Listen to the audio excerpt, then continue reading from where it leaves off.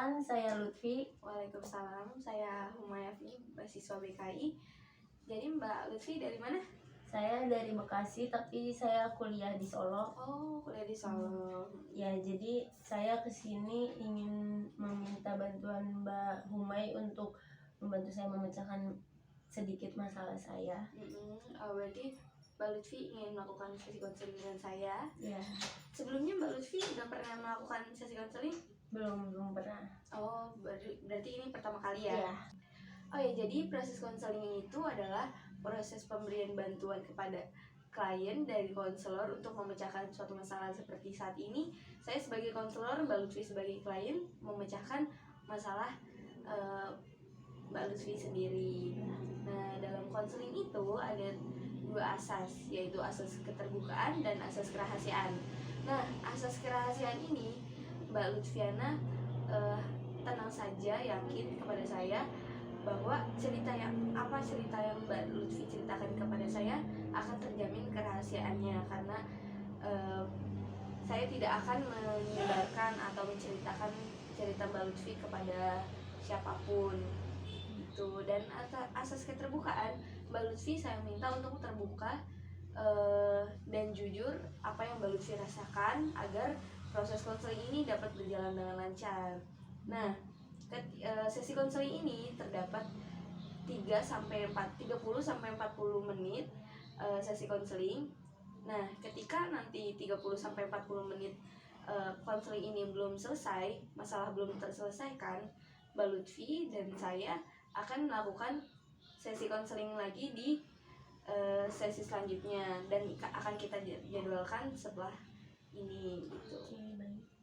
Nah, jadi dari Mbak Lutfi sendiri, kira-kira apa keresahannya belakangan ini? Saya ingin menceritakan soal pertemanan saya. Jadi saya mempunyai teman satu grup, kayak satu geng. Nah, dimana di salah satu saya akrab banget, kayak cerita apapun ya sahabat gitu.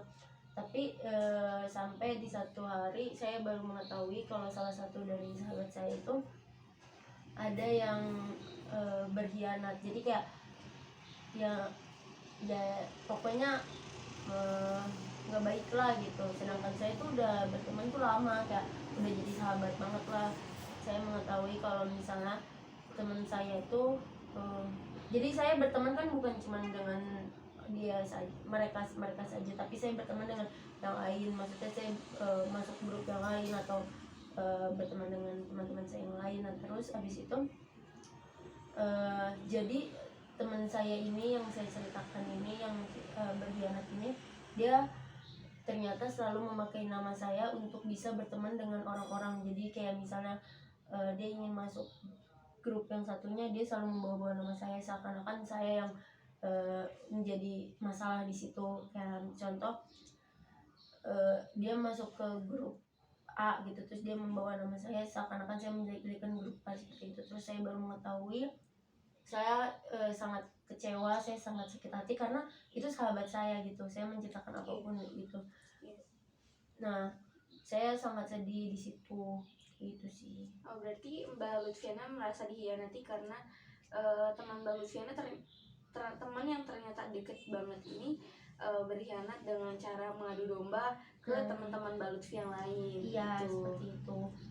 Terus Mbak Lutfi sendiri tahu itu tuh, tahu kalau misalnya teman Mbak Lutfiana berkhianat seperti itu, terus respon Mbak Lutfi ke teman itu gimana? Nah, saya sedih, saya marah, tapi saya nggak tahu harus kayak gimana. Di sisi lain saya udah berteman lama, kayak dia baik gitu, tapi ternyata di belakang saya kan kayak gitu. Nah, terus habis kayak gitu saya mau marah, saya nggak bisa. Saya bukan tipe orang yang bisa marah-marah kayak gitu. Saya cuma bisa sedih, saya cuma bisa nangis kayak gitu doang. Nah, makanya saya kayak ngerasa ini kayak toksik banget pertemanannya. Tapi di sisi lain saya udah berteman lama banget, kayak udah ibaratnya udah sayang banget lah sama teman saya yang ini gitu, pertemanan saya ini. Oh gitu, berarti tapi Mbak Lutfi sendiri udah mengkomunikasikan hal itu dengan teman Mbak Lutfi sendiri? Awalnya saya kayak menjadi korban, jadi saya cuma bisa ya udah saya diam, padahal saya harusnya bisa marah, cuman saya memilih diam. Sampai pada akhirnya dia menyadari, tapi dia cuma sekedar kayak minta maaf udah gitu. Kayak menurut saya tidak sebanding sama apa yang saya lakukan. Kayak kenapa dia sih kayak gitu sih. Jadi saya bingung, saya mau nggak berteman tapi saya kayak udah berteman lama, tapi saya berteman juga saya nggak punya percaya yang banyak ke dia gitu. Jadi seperti krisis kepercayaan gitu ya. Nah, berarti teman Mbak Lutfi sendiri udah tahu apa yang dirasakan Mbak Lutfi ya kan? Dan tapi respon dari teman Mbak Lutfi masih kurang menurut Mbak Lutfi. Nah, tapi setelah itu apakah Mbak Lutfi masih tetap berteman atau Mbak Lutfi pengen ya sudah kita pertemanan kita mungkin lebih ada batas atau ada jarak? Saya sih kayak pengennya waktu saya marah, saya pengennya nggak berteman, kayak udahlah nggak usah berteman lagi. Tapi seiring berjalannya waktu, saya pastikan emosi saya sudah reda, rasa marah saya sudah reda. Di situ saya udah merasa biasa aja, cuman saya masih belum tahu saya ingin berteman lagi atau tidak. Gitu. Berarti keadaan saat ini masih pertemanan Mbak Lutfi dengan teman yang itu masih biasa saja dan tidak sedekat dulu.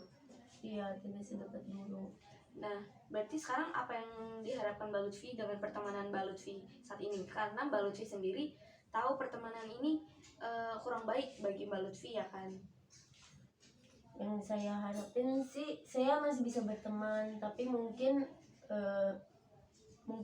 tidak terlalu dekat seperti dulu kali ya. Kayak kita masih bisa bersahabat, cuman untuk cerita yang dibagi tidak sebanyak dulu, atau saya lebih bisa mengkontrol cerita saya biar gak banyak cerita yang diumbar atau dihianatin lagi.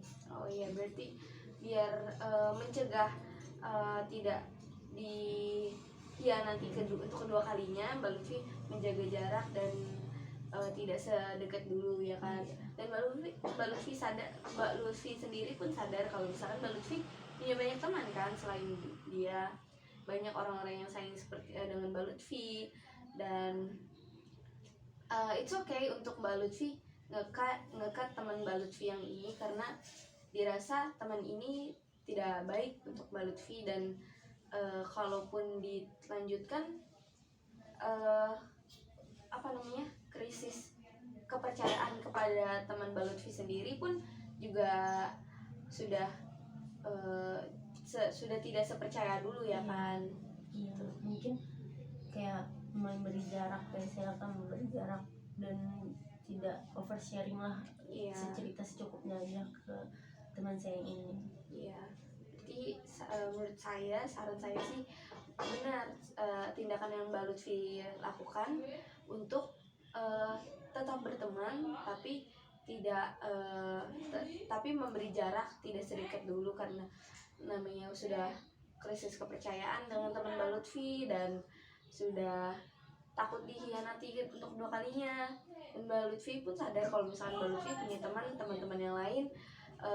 Jadi nggak cuma satu teman Mbak Lutfi gitu, nggak cuma itu doang, Mbak Lutfi masih bisa berteman dengan yang lain gitu.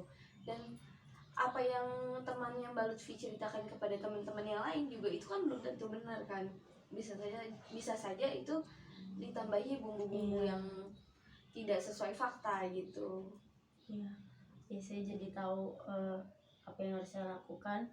Terima kasih ya Mbak Humay sudah membantu saya menyelesaikan sedikit permasalahan saya. Ya, sama-sama. Semoga sesi konseling ini bisa membantu Mbak Lutfi dan Mbak Lutfi kembali menjadi tenang dan bisa mengambil pelajaran dari masalah yang Mbak Lutfi alami seperti saat ini. Iya. Iya. Terima kasih banyak ya Mbak Humay. Sama-sama, semangat ya Mbak Lutfi. Iya. Oke, Assalamualaikum. Waalaikumsalam.